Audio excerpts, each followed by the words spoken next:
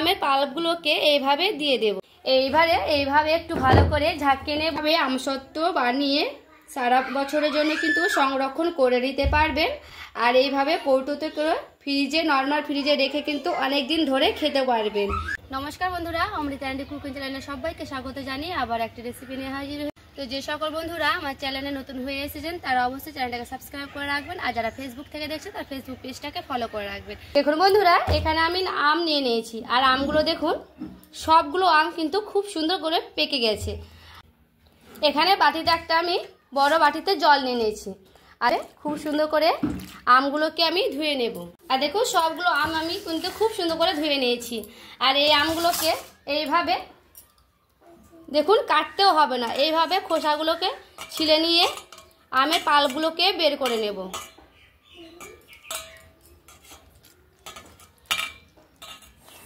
সবগুলো আমের এইভাবে খোসা ছিঁড়ে আমের পাল্পগুলোকে এইভাবে বের করে নেব।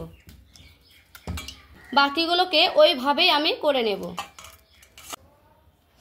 দেখুন বন্ধুরা, আমগুলো আমি খুব সুন্দর করে পাল্পগুলো আমের বের করে নিয়েছি, মিক্স করে নেব। এবার ঢাকনাটাকে ঢেকে দিচ্ছি, দিয়ে একটু মাত্র ঘুরিয়ে নেব। দেখুন ব্লেন্ডার করে নিয়ে চলে এলাম, আর দেখুন কি সুন্দর একেবারে ফাইন হয়ে গেছে। এবার আমি একটা বড় বাটিতে আমি ঢেলে নেব।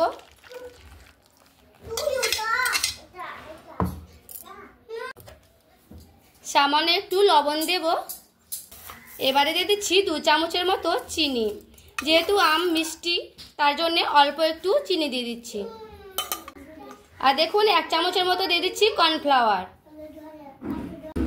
আর কর্নফ্লাওয়ারটাকে দিয়ে সবগুলো উপকরণ দিয়ে খুব সুন্দর করে আমি এইভাবে মিশিয়ে নেব। এটা কিন্তু গ্যাসের চাপার আগে কিন্তু এই উপকরণ দিয়ে ভালো করে মিশিয়ে নিতে হবে।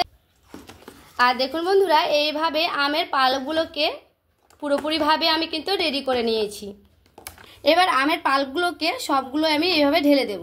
এবার আমি গ্যাসের মাঝামাঝি রেখে এটাকে অনবরত নাড়তে থাকবো। এটা কিন্তু একটু খেয়াল রাখতে হবে, সময় সময় কিন্তু একটু নেড়ে চেড়ে রাখতে হবে যেন তলে না লেগে যায়, তার জন্য। এখানে আপনারা চাইলে ফুড কালার দিয়ে দিতে পারেন, কিন্তু আমের একটা নিজস্ব কালার আছে, তার জন্য আমি এখানে ফুড কালার দিলাম না। এইভাবে অনবরত আমটাকে আমি নাড়তে থাকবো। আর দেখুন বন্ধুরা কতটা শুকনো হয়ে এলো। আর দেখুন কড়াই গা থেকে দেখবেন যখন ছেড়ে ছেড়ে চলে আসবে তখন জানবেন আপনার আমসত্ত্বটা কিন্তু হয়ে গেছে। আর এই পর্যায়ে গ্যাসটাকে আমি বন্ধ করে দেব। আর দেখুন কত ঘনত্ব হয়ে এসেছে দেখুন। আর কিন্তু ফ্রাই প্যানের গা থেকে কিন্তু ছেড়ে ছেড়ে চলে এসছে দেখুন। এবার আমি গ্যাস থেকে নামিয়ে নেব। আর দেখুন এই থালাতে আমি আমসত্ত্বটা রেডি করব, তার জন্য আমি দিয়ে দিচ্ছি তেল। ভালো মতো করে লাগিয়ে নেব। দেখুন বন্ধুরা, আমি কিন্তু এই থালাতে ভালো মতো করে তেল লাগিয়ে নিয়েছি। আর এবারে আমি সেই আমের পাল্পগুলোকে এইভাবে দিয়ে দেব। এইভাবে একটু ভালো করে ঝাঁকিয়ে নেব, থালাটা যেন গোটাটায় চারিদিকে লেগে থাকে। এইভাবে আমি ঠান্ডা হওয়া পর্যন্ত রেখে। আর দেখুন বন্ধুরা কত সুন্দর কিন্তু পারফেক্টলি ভাবে শুকনো হয়ে গেছে।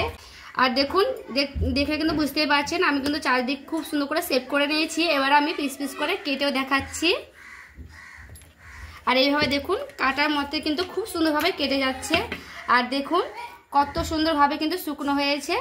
এই যে এই সাইজ করে আমি কিন্তু সবগুলোকে পিস পিস করে কেটে নেব। আর এবার দেখুন আমি 4 কোনা করে পিস পিস করে কেটে নেব। যেমন ইচ্ছে মতো করে কিন্তু কেটে নিতে পারে। আর এই যে আমি দেখুন এই রকম করে পিস করে কেটে নিয়েছি 4 কোনা করে। দেখুন দেখতে কিন্তু খুব সুন্দর লাগছে। আর এইভাবে কৌটোতে করে ভরে রেখে দিতে পারবেন, আর কিন্তু 3 থেকে 4 মাস পর্যন্ত কিন্তু খেতে পারবেন রেখে। আর এই আমসত্ত্ব রেসিপিটা ভালো লাগলে অবশ্যই কিন্তু লাইক, কমেন্ট, শেয়ার করে দেবেন।